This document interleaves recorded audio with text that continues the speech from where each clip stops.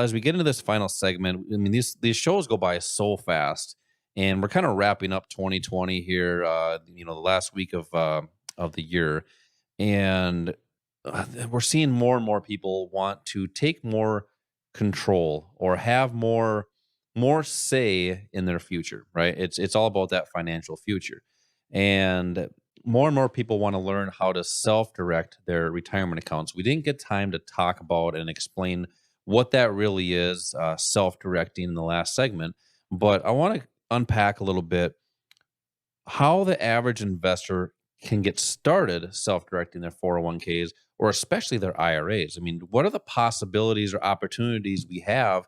Do we need a broker? Do we have to go to a bank, or can we just do this online? Yeah, all investments have to be made through a licensed broker, but you can set up an account online. There are a number of discount brokers that have some fantastic, I guess, commission. There's some fantastic brokers out there that have some great platforms, great tools that are available, and you can set up something online. You can go into an office and set it up. It's easy to do, and we can give you some advice if you need advice on how to do that. But it's an easy process. This is your money. You can do with it what you want. And by setting up a self-directed IRA, number one, I mentioned kind of as we finished that last session, that you eliminate fees, because those fees are like you look at your retirement money as a bucket that you might want to fill up with money. If you have a hole in the bottom of that bucket, money's going to keep falling out of there. You may never get it filled up. Fees are one of those holes in the bucket that you can eliminate by having a self-directed IRA. That's a big impact over a lifetime. Well, that is, plus look at here's how the hole gets even bigger. If we go through a bear market, which is a 20% or greater drawdown, and we did in the year 2000, we had a 50% drawdown in the S&P 500. 2008, a 57% drawdown.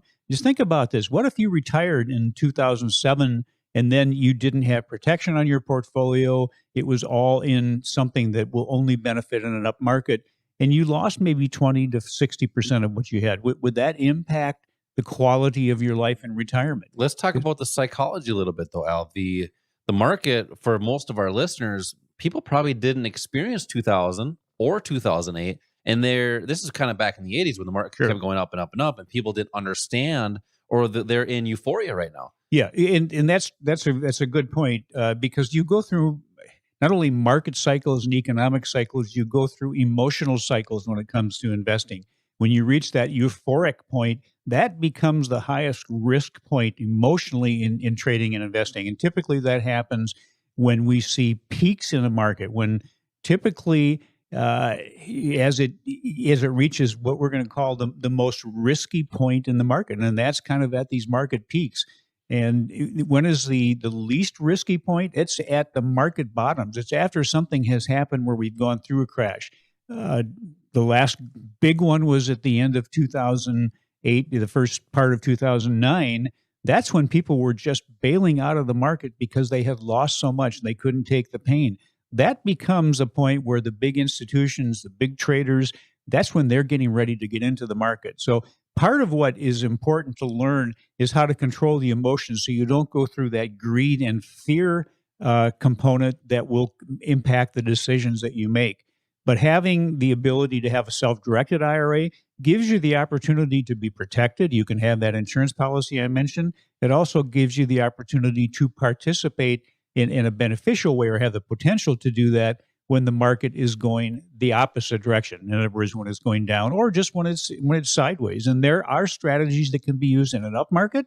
There's strategies that can be used in a down market and a sideways market. And that's all part of a proper education, is to have access to the knowledge and the skill building to use those assets. Yeah, and it's just, I mean, would you rather have a 1 out of 3 opportunity or a 3 out of 3 opportunity? You mentioned an interesting thing about, risk. I mean, the intelligent investor realizes that stocks become more risky, not less, as their prices rise, and less risky, not more, as their prices fall. So it's understanding that psychology. Al, we get a lot of people that listen to the radio program here every single week, and a lot of people are brand new to the financial markets, have Mhm. never traded before.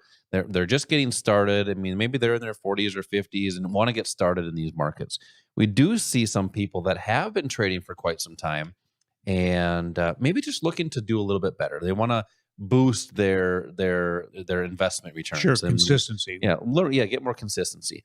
But we also see a lot of people that they're not really actively trading, but they are participating in their or investing in their retirement plans, their Sure. 401ks, their IRAs. So a lot of times they think, well, I don't trade or invest. Well, actually, you are invested, so you are in the market.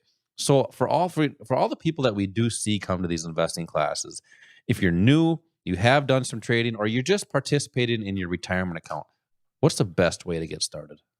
Yeah. Well, here's what we look at financial education as a pathway to a desired result. And everybody it maybe has a little bit different goals, different expectations that they want to try to achieve.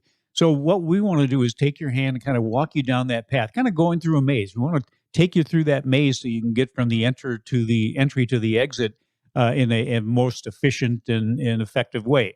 And that is going to be different for different people. So every education path should be specialized, should be customized to you as an individual. One of the things that you're going to need to do in retirement is to determine not only where you are, but where you want to be. What do you want your retirement to look like? And that's going to depend on a particular rate of return that you identify. And there are tools that we have and that are available where you can kind of identify what that might be, what that number might be. But here's the important thing: a lot of people maybe do this. We use one of these tools, these retirement tools, and it says I have to have a 6% rate of return or 7% rate of return to get where I need. That does not take into consideration changes, like changes in inflation, changes in taxes, health issues, all of those things. So that rate of return is going to change. And you need to be educated enough and flexible enough to be able to make changes if you want to. And the rate of return is going to change, vary from person to person. For example, this may be kind of an extreme example, but if one person, if their goal is to buy a yacht and sail around the world, and another person's goal is to buy a kayak and paddle around Lake Harriet, they're going to need different rates of return to achieve those. So Hmm. you need to have the education, you need to be flexible enough and knowledgeable enough to make changes when necessary to get you to where you want to be in retirement. Yeah, it's all about coming down and writing a plan, having some sort of trading and investment plan. So, Al, it's getting close to the end of the show. And we have a lot of listeners that probably have those, oh, we'll say New Year's resolutions. And they're thinking about that, thinking about what do I do? How can I get started? How can I, enrich my life? And if you're looking to learn more techniques and strategies about the financial markets, if that's that New Year's resolution, it'll take a little bit of action. Al, you have some great words of wisdom, and I believe this will be the last one of 2020. Let's bring them home for All 2021. right. Here, listen, if you're listening and you're doing that because you think these financial markets might be a way of realizing your financial expectations and desires, and if that is possible, why would you want to wait? Too many people assume that where they are today is where they're meant to be. They accept that and then they never realize their true potential.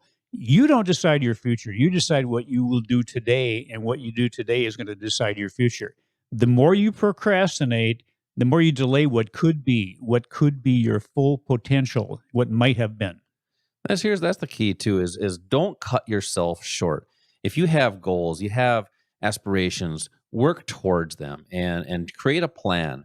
Do that with confidence. And that confidence starts with education and having proper techniques and proper strategies within a plan. So Al, it's almost the end of the year, and this is the last show of the year, and we're looking forward to another great year in 2021.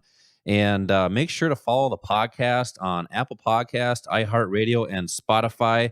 Happy New Year to everybody listening, and hopefully another great investment year for 2021. Have a happy New Year. See you in 2020. Until then, retire young, my friends. French.